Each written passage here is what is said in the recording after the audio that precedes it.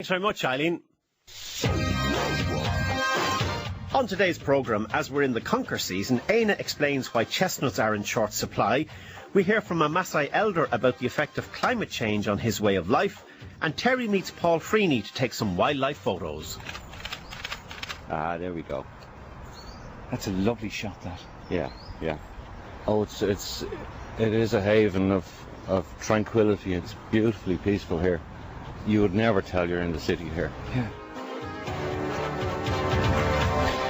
And you're welcome along this Friday. 1850 715 900 is the phone number for the programme. You can contact us on email to mooney@rte.ie, and if you want to text, please do so to 51551. Éanna Launa and Terry Flanagan are with us. Start of a bank holiday weekend, and I suppose really we should encourage people to get out and do things and be active. Well, we should, particularly with such a lovely autumn as we have, around at the moment, and I think the forecast is half decent for some of the weekend at any rate. And there's lots of places that are laid out nicely, like trails that you can go along and see. Places that the leaves are turning gold, and I was just thinking there, even in urban areas like Terranure College, which is in just up where I live, they're celebrating 150 years since the school opened, since the college was founded, and they have a lovely lake in the grounds, which referred to when it was a big house, because this Carmelite school took over a big house which had been built in the 1700s, and this lake would have been part of those big houses, providing water for the big house, and it would be connected by an underground stream to the one in Bushy Park, which is across the road, which also had a big house. Big houses are long gone, but the lakes are there, and the wildlife trails are there as well. So to celebrate their 150th, they've actually made a wildlife trail around the lake. Around the lake. Around the lake. So you go in and you start to begin, you're welcomed in, and there's different stops all the way along telling you the different things that you can see at different times of the year. And it's great. And it's just I was just thinking, Terry, I've been watching people walking. An awful lot more people seem to be taking a bit of exercise now. But I was just thinking, wouldn't it be nice if they could combine that with maybe having a look at a few bits and pieces rather than aimlessly walking up, on just a walking corridor or on a treadmill or whatever. Well, it's terrible. I see people out there on the Phoenix Park app, which is beside me, and they're going along with their iPods plugged in, and they're listening to music or something. Well, they should be taking them off and listening to the wildlife, listening to the birds. The birds are still singing. I was out yesterday in Santry Domain with Paul Freeney. Report coming up later on the programme. In Santry Domain, it's just fantastic there. The wildlife that's in there and the sounds that are there. So really, people should be getting it. And you mentioned, Éanna, there about the colours. Fantastic autumn it has been for colours as well. But when I go out and I want to go off and spend an hour, and all these are for... Now, we regularly get fantastic photographs sent in to mooney@rte.ie of the wildlife that listeners have encountered. And I suppose with the advent of really good digital cameras, it's made it very easy for people to take photographs and then for them in turn to send them on to us. So during the week, we had a very interesting email from a listener who has taken up photography as a hobby, and he really then has taken it one step further, because since being made redundant earlier this year, Paul Freeney has photographed the urban wildlife in Santry Domain near where he lives in Dublin. You can see his photographs on his blog, and if all goes well, he hopes to organise an exhibition of his photos in the coming months. Terry Flanagan went along to meet him. Right, Terry, let's come over beside this tree here. I'm trying to get a couple of shots of this coot. Oh yeah, just can see out there through the two kind of main branches there. Yeah, no, he's after diving on me. Yeah. But we wait till he comes back up. He was standing there in one leg a second ago. He was, yeah. Yeah, he's up there again. He is, and he's facing the wrong way now. Well, we get him now, hold on. There, he's turning now. Look. Ah, there we go. That's a lovely shot, that. Yeah. Oh, that'll be a good one, okay.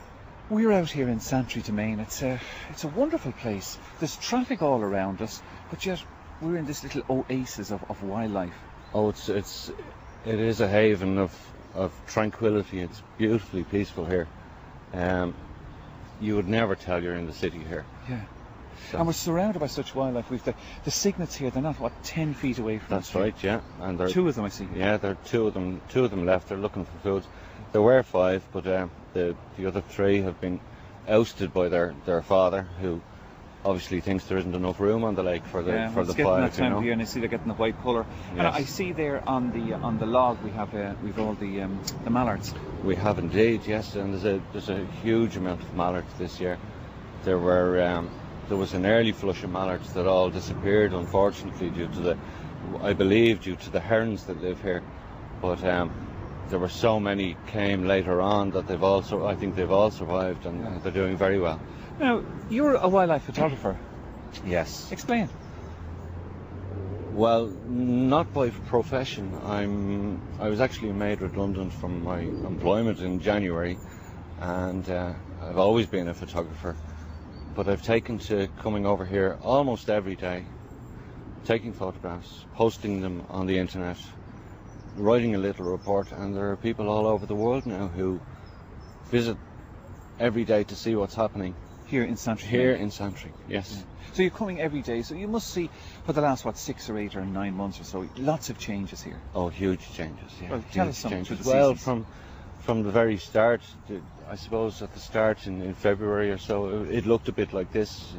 All the plants were quite low, and spring came on, and the noise of the birds as that happened, and summer was fantastic with the arrival of the ducklings and of course the cygnets, which caused great excitement here and on the internet, and watching them grow, progress, it's all very exciting. And now we're here to the autumn, just looking behind there, the yew tree, and it's in berry, and just here on the ground beside us, these beautiful mushrooms too.